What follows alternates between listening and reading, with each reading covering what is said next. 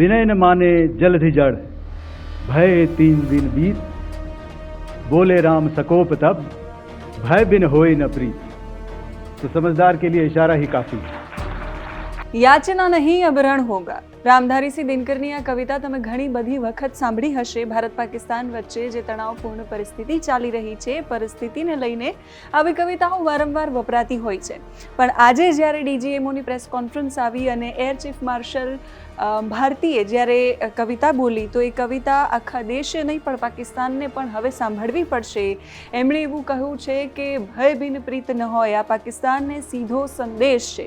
જ્યારે સવાલ એમને પૂછવામાં આવ્યો કે રાષ્ટ્રીય કવિ રામધારીસિંહ દિનકરની એક કવિતા યાચના નહીં अब रण होगा, આ પ્રેસ કોન્ફરન્સ પહેલાં બતાવવામાં આવ્યું। ગઈકાલે પણ શિવ તાંડવ સ્ત્રોત બતાવવામાં આવ્યું હતું। એટલે આ કેવો સંદેશ ભારતીય સેના કે ભારત તરફથી આપવામાં આવી રહ્યો છે? આ સવાલ જ્યારે પૂછવામાં આવ્યો તો એર માર્શલ ભારતી છે એમણે જવાબ આપ્યો કે મારા સાથીએ મને કહ્યું કે મતલબ એ જે ડ્રોન હતા એ ડ્રોનનો પણ સવાલ સાથે પૂછ્યો હતો કે કયા ડ્રોન હતા, એ ચીની ડ્રોન હતા કે ટર્કિશ ડ્રોન હતા? તો એમણે જવાબ આપતા કહ્યું કે ટર્કિશ ડ્રોન હતા। અને સાથે સાથે એમણે દિનકરની કવિતાથી પણ શરૂઆત કરી કે રામચરિતમાનસની પણ હું તમને યાદ અપાવીશ। અને એમણે પછી રામચરિતમાનસની એ કવિતા એ પંક્તિઓ પણ બોલી અને સાથે કહ્યું કે સમજદારને ઇશારો કાફી છે। એ શું બોલ્યા, એ શું સવાલ હતો એ સાંભળો। Comes to your question. All right, चूँकि आपने शुरू किया श्री रामधारी सिंह दिनकर जी की कविता से, हमारे राष्ट्र कवि रहे हैं, और क्या संदेश दिया जा रहा है, तो मैं बस आपको रामचरितमानस की एक कुछ पंक्ति याद दिलाऊंगा, आप समझ जाएंगे। तो याद कीजिए वो पंक्ति जो है, विनय न माने जलधि जड़, भय 3 दिन बीत, बोले राम सकोप तब, भय बिन होए न प्रीत। तो समझदार के लिए इशारा ही काफी है। देखिए, जैसा मैंने कल कहा था कि इस लड़ाई के डिटेल्स अभी हम शेयर नहीं कर सकते हैं क्योंकि इसमें काफ़ी कुछ ऑपरेशनल डिटेल्स होंगे। कितने जहाज थे दोनों तरफ से, किस तरह की लड़ाई हुई, these are questions of technical details which we may not be able to share firstly, and which we may not be able to share to explain to you the way it needs to be explained.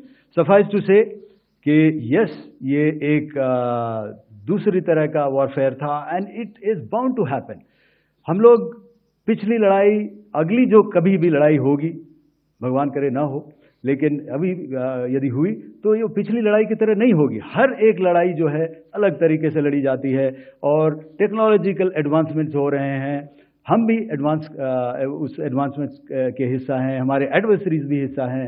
So it is a cat and mouse game and you have to be ahead of the curve to beat your adversary. So that is what is going to happen. So if you ask, was this different? Was this engagement different? Definitely it was different. And a lot of new aspects have come out, but we were prepared for it, we were trained for it, and we were equipped for it. That is...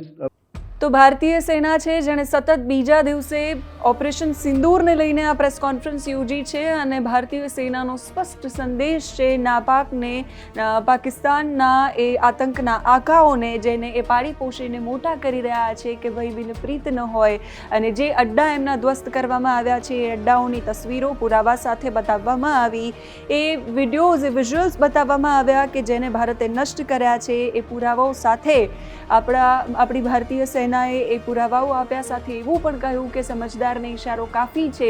અને જ્યારે લડાઈનો સવાલ પૂછવામાં આવ્યો કે પહેલાંની લડાઈ કરતાં આ લડાઈ કેટલી અલગ હતી, તો એવું પણ કહ્યું કે હવે પછીની દરેક લડાઈ અલગ હશે। ભગવાન ન કરે લડાઈ થાય, પણ જો થશે તો દરેક લડાઈ અલગ હશે અને અમે નેક્સ્ટ લડાઈ માટે તૈયાર છીએ। પાકિસ્તાનને હવે સુધરી જવાનું છે, પાકિસ્તાનને હવે સમજી જવાનું છે, કેમ કે આપણી લડાઈ પાકિસ્તાન સામે કે પાકિસ્તાની સૈન્ય સામે નથી, પણ પાકિસ્તાન જેને પાડી પોષીને મોટા કરી રહ્યું છે એ આતંકના આકાઓ સામે છે, એ આતંકીઓ સામે છે અને આતંકવાદ સામે છે। જ્યાં સુધી એનો અંત નહીં આવે ત્યાં સુધી આ કાર્યવાહી ભારત તરફથી કરતી રહેવામાં આવશે। પાકિસ્તાન જ્યારે એના આતંકના આકાઓ કોઈ પણ પ્રકારની પ્રવૃત્તિ કરશે તો એને જવાબ જરૂરથી આપવામાં આવશે। નમસ્કાર।